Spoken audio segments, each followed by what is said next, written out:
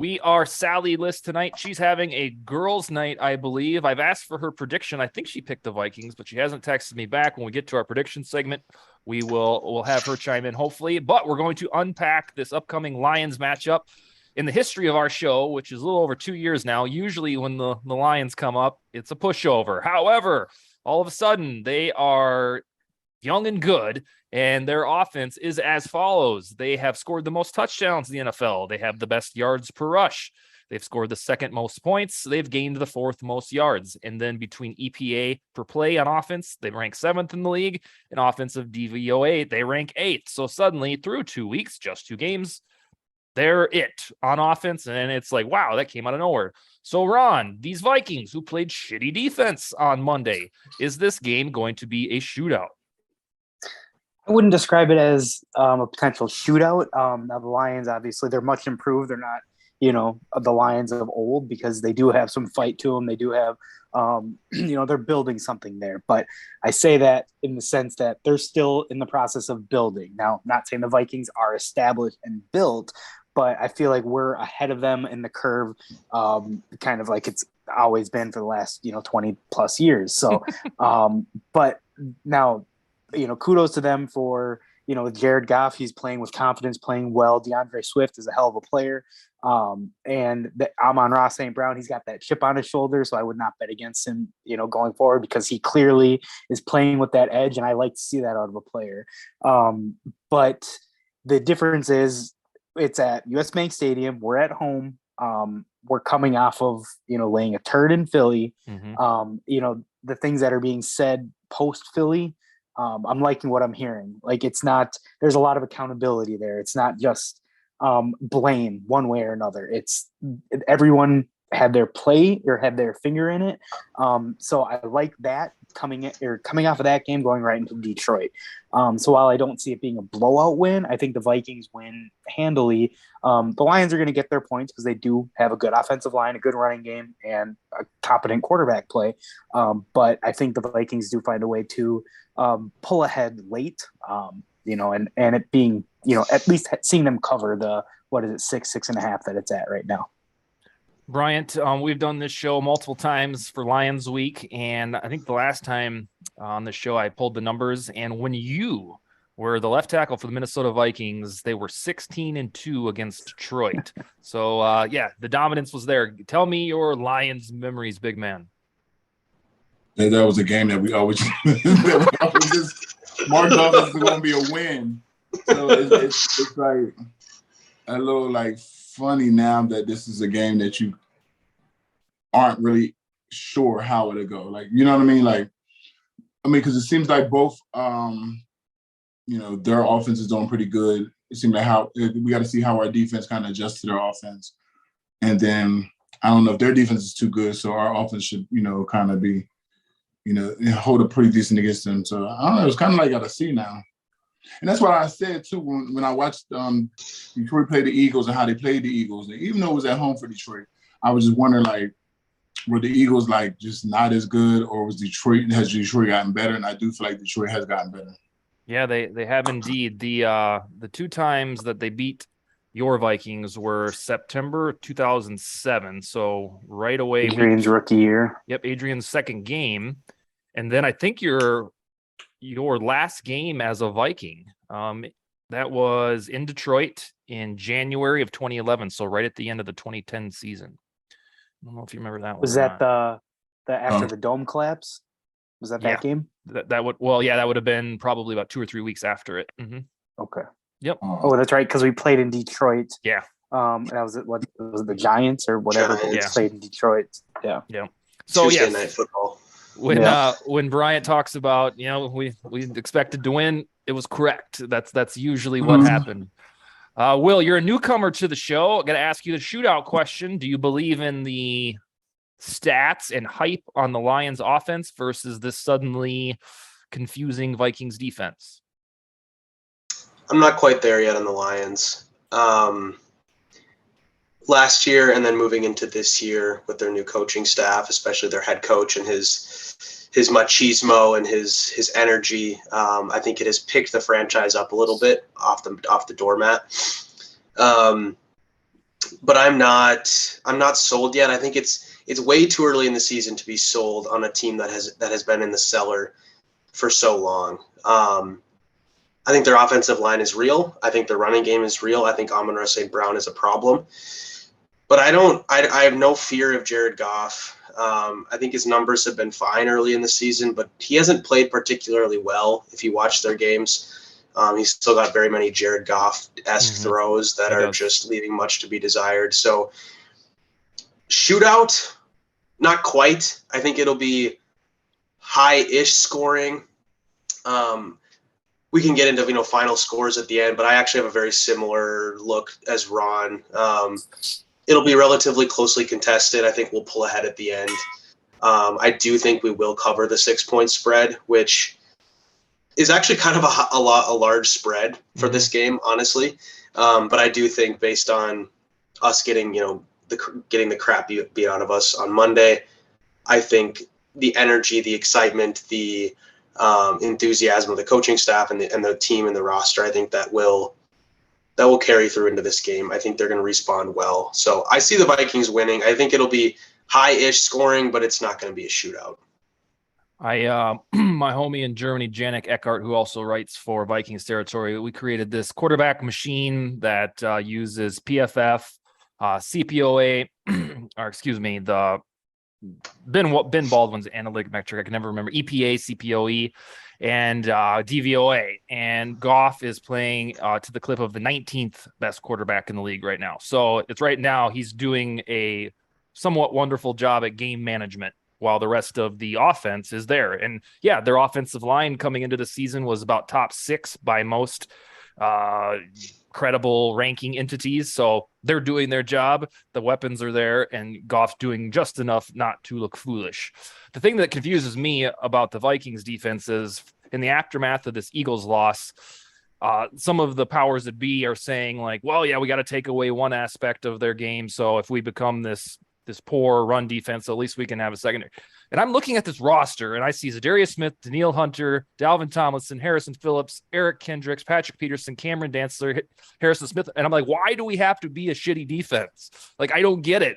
I don't think we should like throw in any type of flags that says, all right, we know we're not going to be good, so we're just going to allow 6 yards for carry and hope for the best, taking away the big play. Like, there's got to be a defensive coordinator on the planet that can make these guys good. And so I'm not quite thinking that we need to write the obituary on the defense. I think they tried something funky against the Eagles, and it was like this buzzsaw phenomenon. So we'll get more proof in the pudding against the Lions. And to that point too, it's like, yeah, there's a bunch of names out there that are established vets that have been productive. Now, again, if looking at Monday's game, to me, that was 100% scheme. Like they played scared. Like they didn't want to rush too hard and then let Jalen Hurts beat them with his legs. So they gave him the time to throw it, and he picked them apart. Why there was no, press at the line. I get AJ Brown is a monster. He's one of the most physical receivers in the league. So you're not going to jam him up, but you can't let him get to his spot uncontested. Like that's like, not saying he's Randy Moss, but Randy Moss, if you let him just run, he's running by you. Like, even if you have 2 guys on it, he's going to run by you. You got to disrupt that early. And fortunately for the Lions, or at least for the Vikings case for the Lions, yes, Amon-Ra St. Brown is a hell of a player. He's very physical as well. But DJ Chark doesn't scare me. Josh Reynolds, while he's a quality slot receiver, he doesn't scare me. TJ Hawkinson's good in the middle of the field, but they don't have the weapons outside all around that the Eagles have, and they especially don't have that scrambling quarterback aspect. So to your point, Dustin, I don't want it to be just take one or the other, because yes, it's like DeAndre Swift, he is problematic because he's very shifty, very elusive. But one thing I've noticed in watching him, he doesn't like contact. Like if you start to hit him, then he's going to angle to the sidelines and out of bounds all the time. I think Hard Knocks actually kind of really exposed that with Deuce Staley yelling at him. Like, I want you to go inside, like all this. But he, in his whole career, he's seems scared of contact. I don't know if it's injury or what, but if you can get some hits on him, hopefully Lewis Cine gets some playing time, and not taking cheap shots, but give him a pounding. He's not a big guy. They just play football, see what happens, but don't play scared, don't play soft. Yeah, I think that. Yeah, I think that's it because I refuse to just think, oh well, they're not going to be good. Like they got the guys to be good. Bryant, one of the things that's been odd so far is that Dalvin Cook and Adam Thielen have been kind of minimized in terms of their role. So would you think that that's more of like a learning curve inside of a new offense, or is this like an age, like they're starting to slow down type of ordeal? Maybe a learning curve, just really getting familiar with the offense, and then they should become a little more productive, probably like week 4 or 5, if anything. But they need to kind of get them more productive like right away. And that way you can't, it's not just strictly a passing situation. Like be able to run the ball, as well. Yeah, that was an oddity. Cousins was the leading rusher on Monday night, and they only ran the ball a handful of times, which is very weird. In any Vikings game under any coach. They were behind too. So when you're on the road and you're behind a lot, they try to pass a lot more though. But they got behind early, so I still felt like they had a fair chance to kind of run the ball a little bit and see how, what type of success they would have running the ball. But I do know coaches always feel like when you're on the road and you're behind, you're going to throw. Yeah. Will, so Adam Thielen through quarters 1 through 3 in games 1 and 2. So first 3 quarters of the first 2 games, he's only been targeted 3 times, and they got him involved during pure garbage time, and he ended up leading the team in receiving. I doubt anybody was like, oh, look at this badass, he did well.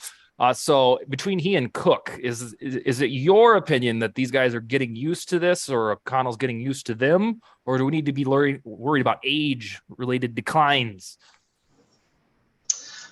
I have a different take on both of them. So with Cook, I'll keep it short. I'm not worried. I actually thought he looked like he had a burst in week 1.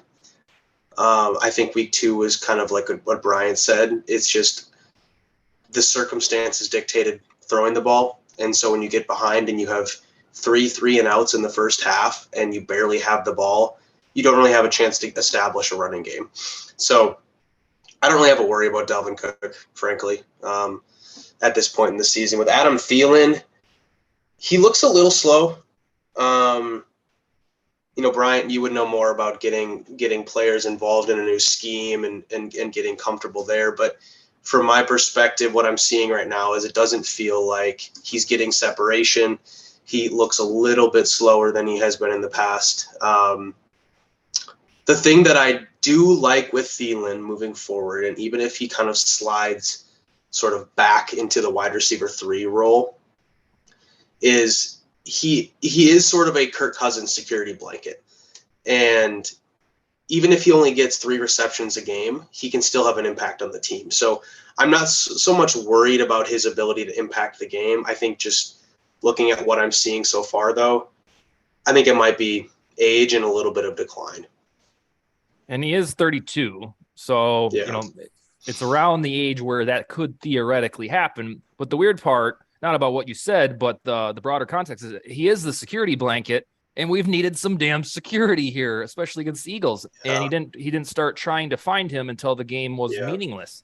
So I would expect, I think I was talking, was it Josh Fry today, who said that he predicted 2 touchdowns for Thielen against the Lions because he refused to believe that all of a sudden they just lost a step and this ain't going to work anymore.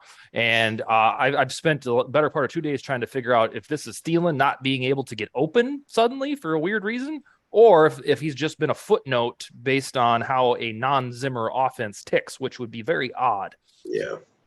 So one little thought on that, Dustin. I think it's an interesting point, and honestly kind of goes back to my thought about Cook and just the lack of usage is that, so week 1, Jefferson was wide open all game. Yeah, so that's what you're going to throw him the ball. Josh said too.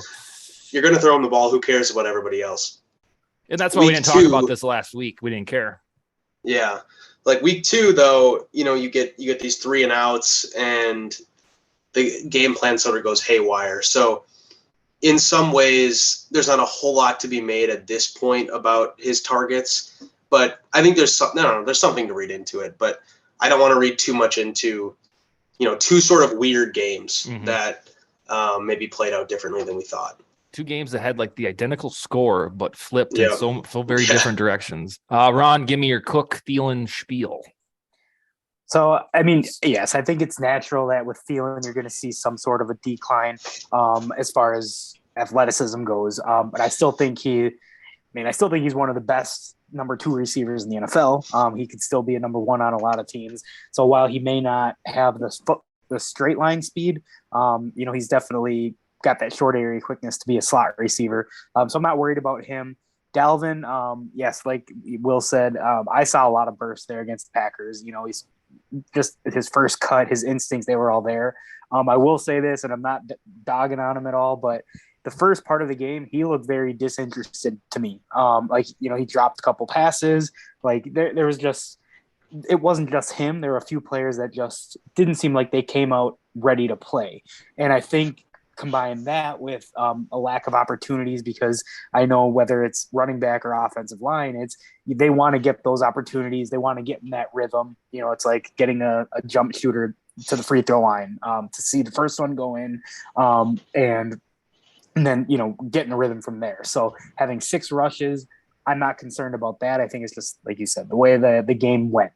So Dalvin does not discourage me. He'll come back. The Lions defense also does not scare me. The 2 defenses we played previously are good defenses. We have to give them credit. Even we Packers, said that too 3 weeks ago. We said this.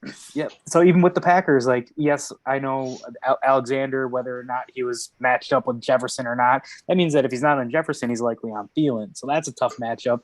James Bradbury and obviously Slay, who locked down Jefferson. That's a tough matchup. This week, Amari Aruarie, whatever his name is, he doesn't scare me. Jeffrey Okudah, he doesn't scare me. So Cousins always seems to have very good games against Detroit, whether it's here or in Detroit. I expect to see that again. I expect to see Thielen, I don't know about the 2 touchdowns, but he's going to have, a 5-6 reception game, likely an opportunity to score.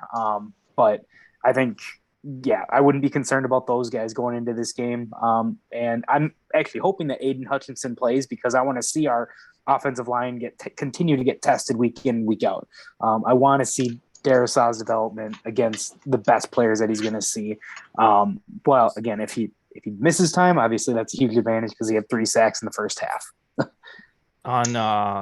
So the headline you'll hear about the Lions defense is that Aiden Hutchinson had those 3 sacks, which is lovely, good for him. But on the whole, per defensive EPA per play, they are the 3rd worst defensive club through 2 weeks. So they have been winning because of offense and nothing to do with defense. Bryant, in week 1, the Vikings took care of business and then equally kind of wet the bed against Philadelphia. So are you panicked at all going into this Lions game, or describe your panic meter, if any? No, I'm not panicked. A lot of teams, when they lose and they come back and they try to regroup and they want to get that feeling of they lost out. So I think a lot of those guys on that team have the same feeling I have. It's like Detroit, it should be a team that we should beat. Mm-hmm. And even if Detroit is playing at a high level, I do think they're capable of raising their level and still getting a win with Detroit, because it's at home, correct? Yes. Right. So I think they should be able to pull that off at home. After a loss like that, do you go in the locker room, or other players go in and say, man, that shit was bad, or, talk about it? Or is it just unspoken, moving on? Like, do you get fired up? The fact that it was a Monday night game, it's more of a move on thing, because you don't have Monday to come and watch film. So it's like you're off on Tuesday and you're right now to the next game. So for them, they didn't really get a chance to see a lot of their mistakes. So at this point, you just got to kind of just shake that off and just now focus. You're on to Detroit, so you come back. You can't even dwell on that game because it was a Monday night game. You don't have no time to revisit it. Okay. Also, on a game like that, when it is a Monday night, obviously the team travels home right away. Is that usually so you don't have that time? It's not like a 3:00 game or game end or whatever, and everyone's awake, ready to go home or whatnot, and you're kind of maybe chatting about it. People are probably trying to sleep, relax, or whatever. Is there any discussion internally on the plane about how poorly it went, and or at that point everyone's just going to distance themselves? When they're playing by, a lot of coaches are watching it on their little laptops, and they're going through the games during the course of their ride back. And they're really looking at what took place. So as far as coaches and players, there's no real conversation. Players are probably just interacting and talking about plays made or they didn't make during it. But as far as coaches, I always see them on their laptops and their or their iPads or whatever, and they're watching the game. Okay. All right, Will, describe, if any, your panic meter heading into week 3. Because they grade you too, so they're probably grading you. Oh, okay. Oh, yeah. My panic meter is very low. Okay. I think I was on my Load the Box show an hour ago, and Jordan Hawthorne, my co-host, asked me the same question, and I put it on a scale of 1 to 10. I gave it a 3. Bad game on Monday, but I think we'll flush it. I think there's enough pride in the locker room to flush it and move on. I also saw us being 1-1 at this point. Yeah, we always forget that. Just because we lost in a bad way doesn't mean that, all of a sudden it counts as 2 losses. It's still 1. It doesn't matter by how much you lose. So it was a horrible game. It's one to forget. There's a lot of things to clean up, but I also think a new coaching staff with a lot of, eagerness to show what they're made of, I think they're going to rebound well. And along with obviously the team. So I'm not terribly concerned. If you talk to me on Sunday afternoon and we got our heads beat in by Detroit, then it's a different story. But where we sit today, I'm not really that worried.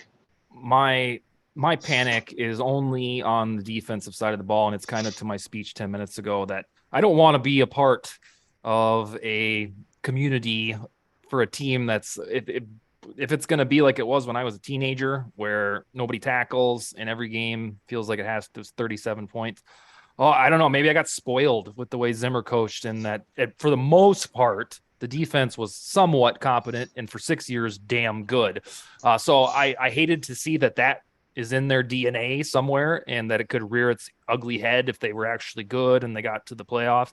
I hate to have that game out there now in my memory bank, but this is the way it goes. We talked about the precedent for Super Bowl winning teams. 3 of the last 4 have got their asses beat by 17 or more points. The 2021 Rams, the 2020 Bucks, courtesy of the Saints, and then the 2018 Patriots got smoked by the Titans before they went and won a Super Bowl. So my panic meter is only because I guess I didn't think we'd see a stinker this early. Raun, tell us about yours, if any.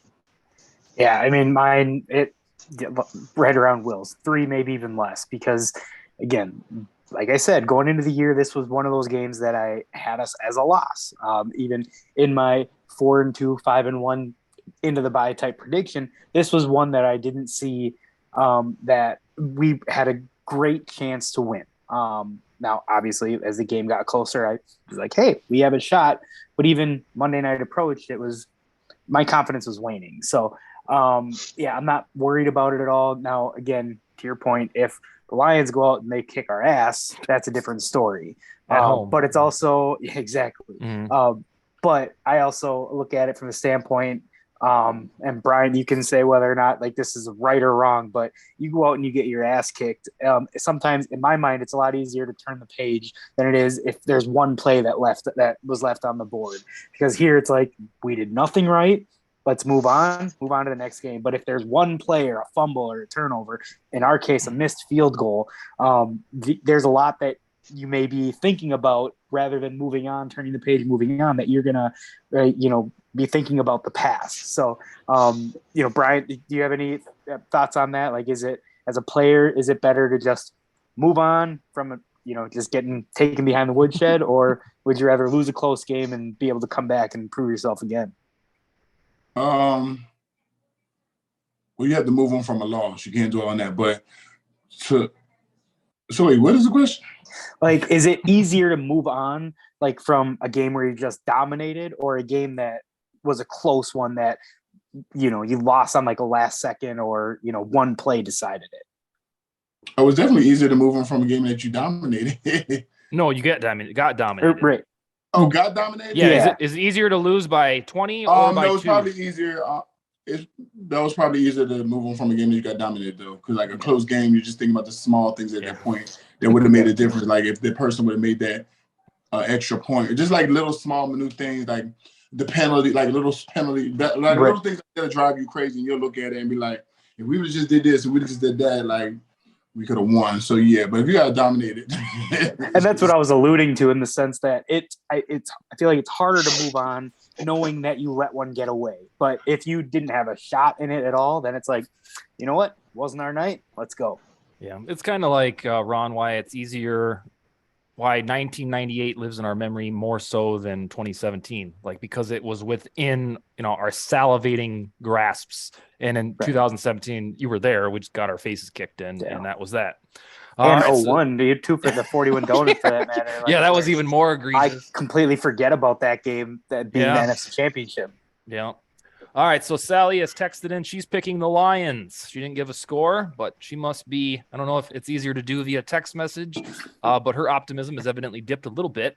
I think the Vikings will win this somewhat handily, 34-17, mainly because I think they're going to find relief in a defense that's not very good. You're going to get to see the offense get back on track. And the thing that concerned me about the defense is that they thought that would be a good plan against the Eagles in the first half. Whatever they thought, they could never do that again because that was mind-boggling. But I wonder why they didn't make any good halftime adjustment. Well, maybe they kind of did. On defense, they did. Nobody ever scored again in the game, right. And the special teams and defense gave the Vikings a few chances to nibble their way back in. But then, of course, the offense was like, "Nah, no thanks, we're not doing this."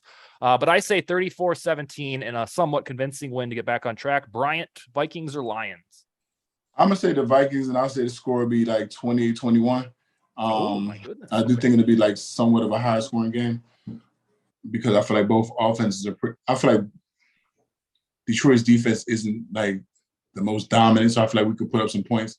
But I do feel like that Detroit has a fairly decent offense, so they'll put up points as well. All right, so Vikings in a squeaker, according to B-Mac. Will, what do you got? Put it on record. I got Vikings 33-21. I think it will be close-ish, and I think we will score at the end to make it a double-digit win. I think it'll be competitive. I don't think Detroit lies down, but I think the defense, like you said, Dustin, will step up a little bit. I think Eric Kendricks has a big impact on this game. We haven't really had many Eric Kendricks sightings yet, so I'd like to see that. But yeah, relatively close game. Minnesota pulls at the end, 33-21. Ron, hit us with your score prediction. I'm pretty sure you're taking the purple.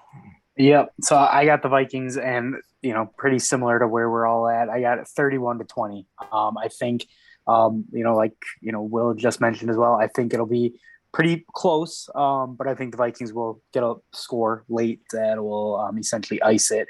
And I don't think we have to worry about what we had to deal with at the US Bank Stadium last year with the Lions. Oh, God. So that's the ultimate fear. So, but yeah, I think, I think Kirk's going to come out and have 3 touchdowns, no picks. And I think Dalvin's going to get in the end zone as well. So, we'll see. Hopefully, our special teams continues to. They haven't been an issue at all. Yeah, the lone bright spot. Nice yeah, yep. A consistent bright spot, I should say. But I just want to see. I just want to see some more pressure out of the defense. Like they have the talent. Again, if they're healthy with Smith and Hunter, there's no reason that this can't be a top half of the league in as far as defense is concerned. But I want to see some pressure. And it's a tough line. I mean, from Taylor Decker, Sewell, they're going to be tough. Ragnow in the middle. So this will be a good test because the Eagles also have a really good offensive line. But let's just scheme something up that's a little different. 3-4 is supposed to generate pressure and disguises. Monday we did not see that. All right, Will, thanks for joining us, sir. Where can we find you on the internet? You can find me on the internet in a couple different places. Dustin Baker's VikingsTerritory.com, one of his staff writers. Also, under the Vikings Territory umbrella is my Load the Box podcast, co-hosted with Jordan Hawthorne. And then lastly, on Twitter at Will Bad Lose. Excellent. All right, Ron, Bryant, and then Sally will be back on Monday night to discuss the Lions-Vikings game, and we'll chat for about 20 minutes in a post-game capacity. Anything else, gentlemen? That's it. All right. Skol, baby. Talk to you next week. All right. Have a good one. Later.